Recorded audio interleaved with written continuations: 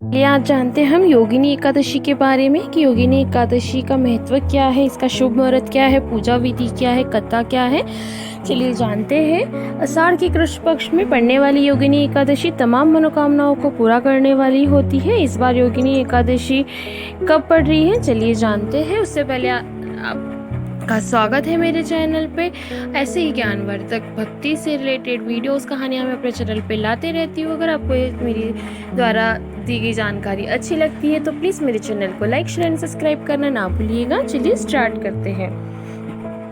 बरस में 24 बार आने वाली एकादशी व्रत में योगिनी एकादशी को सबसे रहस्यमय और असरदार माना जाता है। यह आषाढ़ के कृष्ण पक्ष में पड़ती है। सनातन परंपरा कहती है कि इस दिन किया गया उपवास पिछले जन्मों की भूलों को भी धो देता है। पुरानी कथाओं में राजा कुबेर और उनके माली हेममाली का जिक्र आता है। कुसूर के चलते हेममाली को कोढ़ हुआ। नारद जी के सुझाव योगिनी एकादशी व्रत से वह दोबारा सुंदर देह पा गया। उसी दृष्टांत से यह दिन मोक्ष तक पहुंचने की सीढ़ी कहलाता है। क्या है एकादशी? योगिनी एकादशी की तिथि और मुहूर्त चलिए जानते हैं। 2025 में योगिनी एकादशी शनिवार 21 जून को पड़ रही है, जिसका मुहूर्त सुबह 7:18 पर शुरू होगा और 22 जून रविवार को सुबह 4:27 पर खत्म होगा। इसका मतलब है योगिनी एकादशी 21 जून को मनाई जाएगी। जैसे कि बहुत से दोस्तों का कंफ्यूजन है कि 21 या 22 कब है, तो 21 जून को जो है योगिनी एकादशी पड़ रही है। योगिनी एकादशी की पूजा विधि क्या होती है दोस्तों? व्रत के दिन ब्रह्म मुहूर्त में जाकर स्नान करना चाहिए। साफ पीले कपड़े पहने, घर के शांत कोने में लकड़ी की चौकी रखें, उस पर भगवान श्री हरि विष्णु की प्रतिमा या तस्वीर स्थापित करें। पीले फूल, फल, पंचामृत, तुलसी, तल मिश्री और पंजरी अर्पित करें। घी के दीपक में अखंड लो प्रज्वलित करें। इसके बाद ओम नमो भगवते वासुदेवाय मंत्र की 108 बार माला जाप करें। परिवार सहित योगिनी एकादशी व्रत कथा पढ़े। कथा सुनते समय मन में प्रायश्चित और सेवा की भावना रखें। अंत में शंख, घंटी और मृदंग के स्वर में आरती उतारे। दिन भर फलाहार लें, जल अधिक पिए और शाम को तुलसी के पास दीपक रखें। इसका आध्यात्मिक और धार्मिक महत्व क्या है एकादशी का, चलिए जान लेते हैं। योगिनी एकादशी नाम ही योगिनी शक्तियों की ओर संकेत करता है। व्रत शरीर, मन और कर्म को जोड़ता है। स्कंद पुराण कहता है कि इसका फल 8000 वर्षों के तप से भी बड़ा है।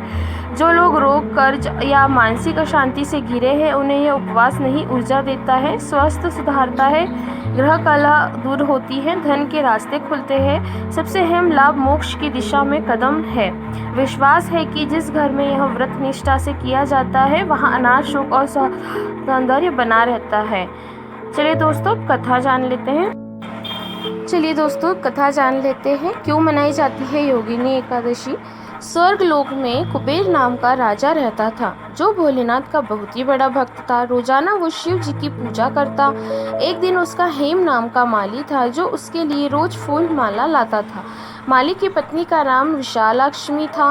वह बेहद सुंदर थी। एक बार जब सुबह माली मानसरोवर से फूल तोड़कर लाया, लेकिन कामस्त होने की वजह से वह अपनी स्त्री से हास्य विनोद करने लगा। राजा को पूजा करने में देरी हो गई, जिसकी वजह से वह क्रोधित हुआ। ऐसे में राजा ने माली को श्राप दे दिया। उन्होंने कहा कि तुमने ईश्वर की भक्ति से ज़्यादा कामशक्ति को प्राथमिकता दी है। तुम्हारा स्वर्ग से पतन होगा और तुम धरती पर स्त्री वियोग और कुष्ठ रोग का सामना करोगे। जब माली को कुष्ठ रोग हो गया, इसके बाद वह धरती पर आ गिरा, जिसकी वजह से उसे कुष्ठ रोग हो गया और उसकी स्त्री भी चली गई। वह कई वर्षों तक धरती पर कष्टों का सामना करता रहा। एक बार माली को मार्कंडेय ऋषि के दर्शन हुए। जब उसने अपने जीवन की सभी परेशानियों को बताया, ऋषि माली को बातों को सुनकर आश्चर्य हुआ। ऐसे में मार्कंडेय ऋषि ने उसे योगिनी एकादशी के व्रत के महत्व के बारे में बताया।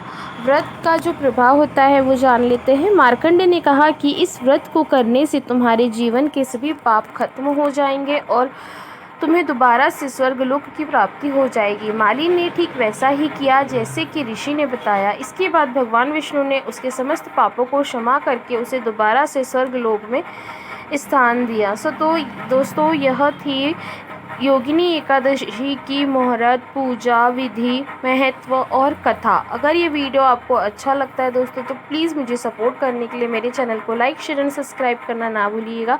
श्री शिवाय नमस्तुभ्यम।